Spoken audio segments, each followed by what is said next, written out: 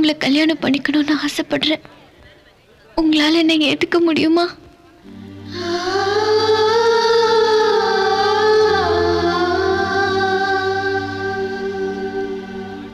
என்னங்க நான் கேக்குறேன், நீங்க பதிலே சொல்ல மாட்டேங்கிறீங்க.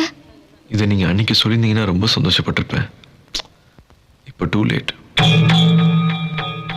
ஆமாங்க, நீங்க வேணும்னா ரெக்கார்ட் பண்றதுக்கும் வேண்டாம்னா அழிக்கிறதுக்கும் காதல் ஒன்றும் டேப் ரெக்கார்டில் போகிற கேசட் இல்லைங்க, மனசு. ஒரு தடவை அழிச்சது தான், மறுபடியும் ரெக்கார்ட் பண்ண முடியாது. காலேஜில் வேணால் ஃபர்ஸ்ட் சாய்ஸ் செகண்ட் சாய்ஸ் இருக்கலாங்க, மேத்தமேட்டிக்ஸ் இல்லைனா ஃபிசிக்ஸ், ஃபிசிக்ஸ் இல்லைனா ஹிஸ்ட்ரின்னு. ஆனால் இவன் இல்லைனா அவன்ட்டு லைஃப்பில் மட்டும் சாய்ஸே இருக்கக்கூடாதுங்க. இவன் தான் நம்மளுக்கு புருஷனாக வரப்போறான்னு தீர்மானிச்சுட்டு அதுக்கப்புறம் தாங்க காதலிக்கவே ஆரம்பிக்கணும்.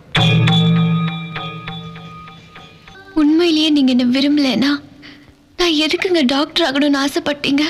ரோட்டில் சைக்கிளையோ ஸ்கூட்டர்லையோ போயிட்டு இருப்போம். அப்போ முன்னாடி போகிற காரில் டோர் சரியாக சாத்தாமல் போயிட்டு இருப்பாங்க. அந்த வண்டியை ஓவர்டேக் பண்ணியாது போய் எங்கே டோர் சரியாக சாத்தலன்ட்டு எச்சரிக்கை பண்ணிட்டு போவோம். அவன் எக்கெடுக்கிட்டு போனாலும் பரவாயில்லன்னு விட்டுட்டு போக மாட்டோம். முன்ன பின்ன தெரியாதவங்க மேலே நமக்கு அக்கறை இருக்கும்போது நான் உங்களை காதலிச்சிருக்கேங்க, நீங்கள் எக்கேடு கேட்டாலும் பரவாயில்லன்னு என்னால் விட்டுற முடியுமா?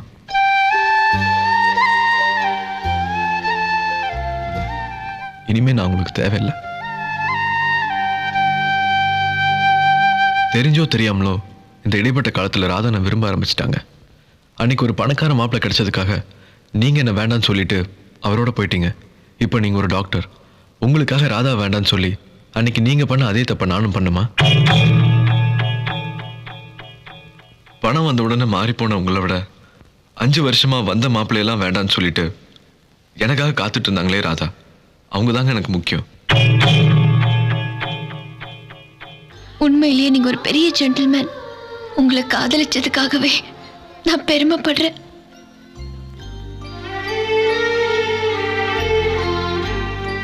நான் கல்யாணம் பண்றதுதான் உங்களுக்கு சந்தோஷம்னா கண்டிப்பா கல்யாணம் பண்ணிக்குவேங்க.